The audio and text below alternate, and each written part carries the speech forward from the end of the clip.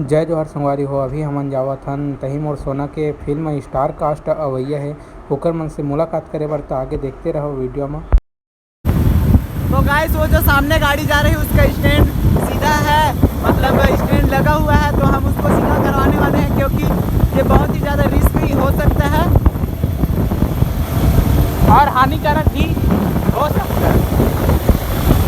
तो देखते रहिए, हमारा गाड़ी अभी भाग रहे हैं 70-80 के स्पीड में, उसका जान बचा के।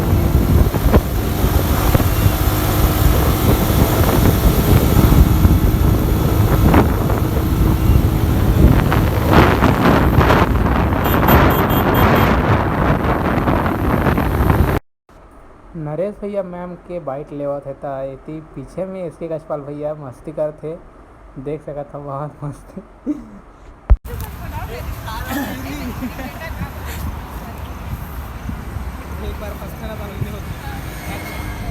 सब मस्ती के मोड में है, ओकर कारण मैम भी थोड़ा ठीक से बोल नहीं पाते,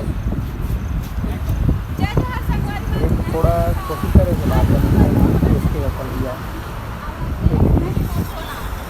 और नरेश भैया कैमरा मैन। कैसे भाई 6 अक्टूबर के का फिल्म आई और सोना तो देखे जावे कि नहीं?